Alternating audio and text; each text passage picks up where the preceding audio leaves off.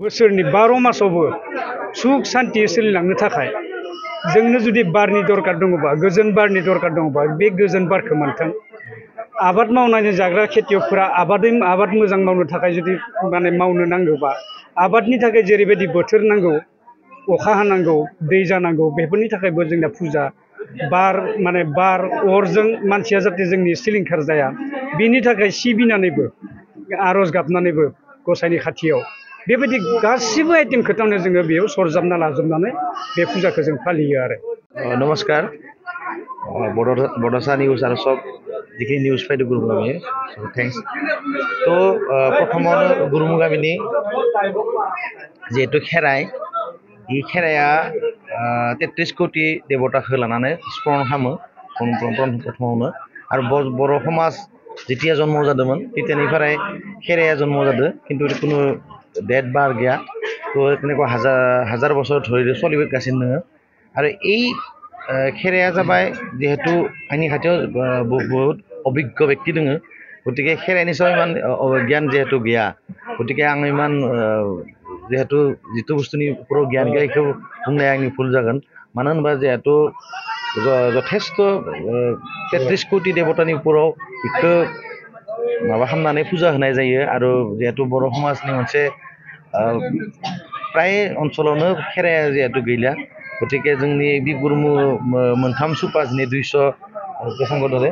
209 मथामथि 209 घर जोंनि परियाला बे फुजाखौ आजि जोंनि बर' समाज जेतिया जन्म जादों तेतियानिफ्रायनो फालिगासिनो दङ आरो जोंनि जिहेतु এই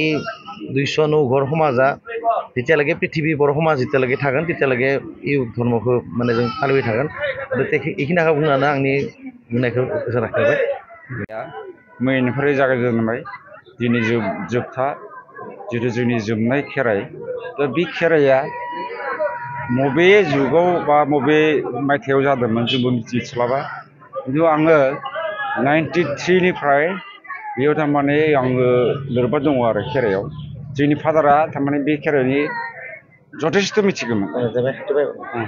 मिथिगौबा थारमाने बिनि आलम लानानै बे समाव जोङो खेराइखौ नायनोसो फैयोमोन दा जेबो मिथियामोन दा बे लेखायनो जोंनि फादार गैयै नालाय जोंना प्रत्येकानो थारमाने खेराइयाव जोंहा लोब्बा थानांगोन नैबे जिहेतु धर्म मोनसे थारमाने जोंनि बोसोरसे खेबसेल' फुजा होयो खेराइ नैबे खेराइया दा बे लेखायनो जोङो फादार गैया नालाय फादारनि लेखायावनो आङो थारमाने फादारनि जायगायावनो आं थारमाने एसे अकुपाइड खालामनाय बायदि जादों आरोखि दा बे धोरोमखौ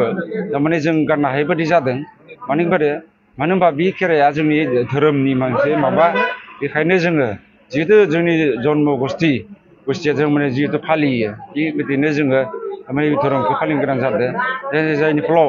जों 93 निफ्राय आङो लोब्बा दङ दा दिनैसिम लोब्बा दङ आरो बे जाबाय जोंनिया बलि फुजा जायो बलि फुजा जाबाय जोंनिया बेखौ बिबरनि होनांगोन नामा बेखौ जोङो थारमाने बोरमा माथाम होनाय जायो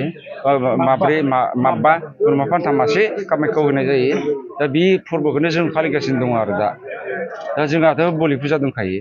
दा बिनि बागै आरो मा बुंबावनांगौ दा बेखिनियानो बुंनांगोन दा जों दा माबे समनिफ्राय जोङो स्टाब्लिश जादोंमोन बबे समनिफ्राय जागायजेनदोंमोन जों दाबो थिरांथा मिथिया दा बेनो दा इयावनो जों मैया जागायनायनिफ्राय दासिम मा बायदि फुजा होयो नोंथांमोना मैया जागायजेननायाव जों फार्स्ट डे दङ जोङो आइलाङाव फुजा होयो बोरमा फान्थि मासे ओमफ्राय आग्राङावबो होयो बोरमा मासे ओमफ्राय बुरागावहाय दङ मोनसे बेयावबो जोङो फुजा होयो ओमफ्राय माबायाव होयो कामाख्याव होयो मासे बोरमा फान्था बेखौ प्रथम होयो दा दौदिनि जिहेतु मोसादों दौदिनिया थारमाने जोंनि बोरमा फान्था दाननायाव नुनो मोना आरो जोङो घरे जाबथाबो होयो घरे जाबथाखौबो जों फुजा होयो घरे जाबथा लाङो